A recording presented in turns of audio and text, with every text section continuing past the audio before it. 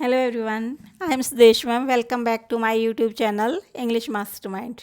Today I am going to explain the question answer of lesson 8. A house is not a home of ninth class NCERT book moment. तो हमारा जो first question है वो देख लेते हैं. What does the author notice one Sunday afternoon? What is his mother's reaction? What does she do? तो जो ऑथर है एक दिन क्या नोटिस करता है संडे आफ्टरनून को और उसकी मदर के वहाँ पर क्या रिएक्शन है और वो क्या करती है. तो आंसर है the author so smoke coming in through the ceiling. Ceiling होता है बच्चों छत. तो ऑथर एक दिन देखता है कि जो धुआं है वो अंदर आ रहा है छत से. He and his mother ran out into the front yard. वो और दोनों ही वो उसकी मम्मी दोनों ही फ्रंट मतलब सामने जो आंगन था उसकी तरफ दौड़ कर गए.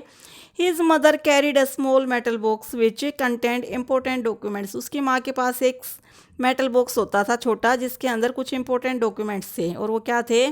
Then she ran into the house to bring her husband pictures and letters. और फिर वो घर के जलते हुए मतलब आग लगे हुए घर में दौड़ कर गई क्या लेने के लिए? अपने हस्बैंड्स की जो पिक्चर्स थी और लेटर्स थे उनको लेने के लिए वो घर के अंदर भाग कर गई.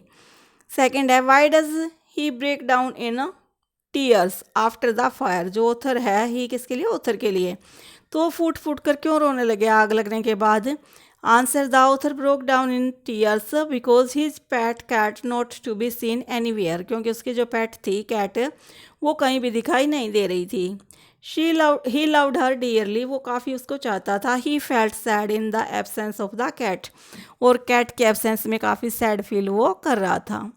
थर्ड क्वेश्चन है बच्चों why is the author deeply embarrassed the next day in school. अगले दिन जब वो आग लगने के बाद नेक्स्ट डे स्कूल गया तो काफ़ी एम्बेरेस मतलब थोड़ा सा हीन भावना जो फीलिंग आती है दबा दबा वो क्यों फील कर रहा था? विच words show fear and insecurity. कौन से वर्ड्स हैं टेक्स्ट के अंदर आपके जो उसके फियर और इनसिक्योरिटी मतलब असुरक्षा की भावना को दिखाते हैं? आंसर है बच्चों the author felt embarrassed because his close looked strange. वो इसलिए थोड़ा सा एम्बेरेस फील कर रहा था क्योंकि उसके जो कपड़े थे काफ़ी स्ट्रेंज दिख रहे थे थोड़े से वो. ही हैड नो बुक और होमवर्क. आज उसके पास बुक्स भी नहीं थी और कोई होमवर्क भी नहीं था. He felt that he was going to be an outcast and geek.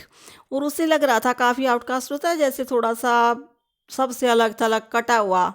तो उसको ऐसा फील हो रहा था. He was full of fear and insecurity. वो काफ़ी फियर में और इनसिक्योरिटी में था. He the words which shows fear are weird outcast and geek etcetera. तो ये जो उसके फियर को दिखाते हैं जो वर्ड्स वो वियर्ड मतलब थका हुआ, आउटकास्ट मतलब जैसे सबके द्वारा छोड़ दिया गया हो सबसे अलग पड़ गया हो. तो ये वर्ड्स उसके फियर को शो करते हैं. फोर आपका the cat and the author are very fond of each other. How has this been shown in the story. जो ऑथर और कैट हैं दोनों एक दूसरे को बहुत पसंद करते हैं. तो ये जो तथ्य है स्टेटमेंट है कैसे शोन की गई है स्टोरी में. Where was the cat after the fire. और जो आग लगी उसके बाद वो कैट कहाँ चली गई. Who brings it back and how. और कौन उसको घर पर लेके आया कैसे लेकर आया. आंसर है the author's weeping and crying in the absence of the cat shows that they are fond of each other. तो जो ऑथर की रोने की और चिल्लाने की जो है बात उससे ये प्रूव होता है कि जो ऑथर है उसके एब्सेंस में काफ़ी मतलब दोनों ही एक दूसरे को कितना चाहते थे. After the fire the cat had run a mile away. और आग लगने के बाद जो कैट थी वो लगभग दौड़कर 1 मील तक चली गई. The author's telephone number was on its collar. और जो ऑथर ने ड्रेस पहनी उसने सॉरी कैट ने जो ड्रेस पहन रखी थी उसके ऊपर फ्रॉक के ऊपर कॉलर के ऊपर उसका टेलीफोन नंबर था ऑथर का. A woman saw it. एक औरत ने उसको देखा. She delivered the cat to the author. उसने फिर उस ऑथर को वो कैट डिलीवर कर दी दे दी उसको. क्वेश्चन 5 है what actions of school mates change the author understanding of life. कौन से ऐसे एक्शंस है स्कूल बच्चों के उसके साथियों के जिसने ऑथर की जो लाइफ की अंडरस्टैंडिंग थी उसको चेंज कर दिया. And people and comfort his emotionally. और कौन से लोग थे जिन्होंने उसकी मतलब उसकी इमोशंस को कंफर्ट किया मतलब उसको थोड़ा इमोशनली कंफर्ट मिला. हाउ डज बच्चों पिछले जो पेज हैं उसकी प्रिंट आ गए हैं. How does his loneliness vanish VANISH. And how does he start participating in life. किस तरह उसकी जो लोनलीनेस की भावना थी अकेलेपन की भावना थी वैनिश होता है डिसअपियर ख़त्म होना कैसे ख़त्म हुई. और किस तरह उसने दोबारा से लाइफ के अंदर पार्टिसिपेट किया मतलब जीना स्टार्ट किया थोड़ा खुशी खुशी. आंसर है the school mates collected notebooks clothes, tops, sweat shirts etcetera. तो जो उसके स्कूल के साथी थे उन्होंने नोटबुक्स कलेक्ट की, क्लोथ्स कपड़े इकट्ठे किए, टॉप्स इकट्ठे किए, स्वेट शर्ट्स को मतलब इकट्ठी करके सभी ने उसको दिया। फॉर हिम मतलब उसके लिए इकट्ठी किए सारी चीज़ें। This showed concern for him, ये सारी चीज़ें ये दिखाती हैं कि वो कितना कंसर्न थे, उसको लेकर कितना वरीड थे।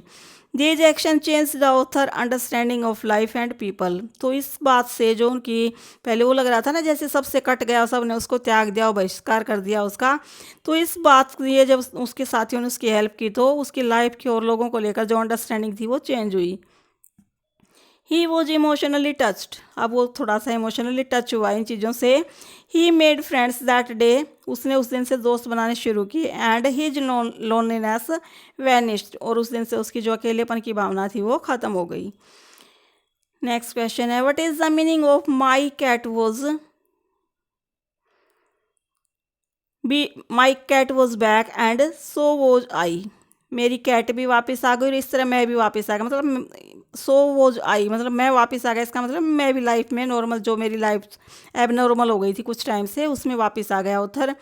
Had the author gone anywhere, क्या ऑथर कहीं चला गया था। Y does he say that he is also back, वो ऐसा क्यों कहता है कि वो भी वापस आ गया है।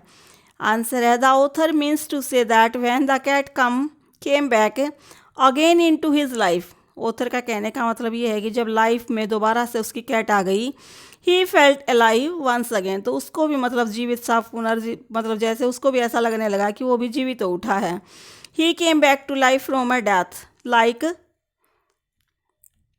स्टेल, मतलब वो उसे भी जैसे ऐसा लगे होना, ऐसा फील हुआ, ऐसे वाली फीलिंग आई जैसे मतलब मौत के बाद वो भी दोबारा से लाइफ में आ गया हो। He had not goat anywhere literally, लेकिन मतलब शाब्दिक रूप से वो कहीं पे गया नहीं था, बल्कि वो मतलब ऐसे कहने का मतलब ये है कि उसकी लाइफ जो बोर हो गई थी, ना तो उसका कोई दोस्त रहा था, लेकिन दोस्तों ने जब उसकी हेल्प की तो थोड़ी सी तो लाइफ की फीलिंग उसमें तभी आ गई थी।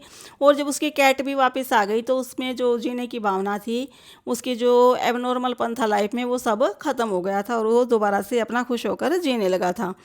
तो बच्चों ये थे इस आज के लेसन में, तो इतने ही क्वेश्चन आंसर थे। तो आपको वीडियो कैसी लगी, यदि अच्छी लगी तो प्लीज़ लाइक करें, शेयर करें और मेरे चैनल को सब्सक्राइब करें। Thanks for watching my videos.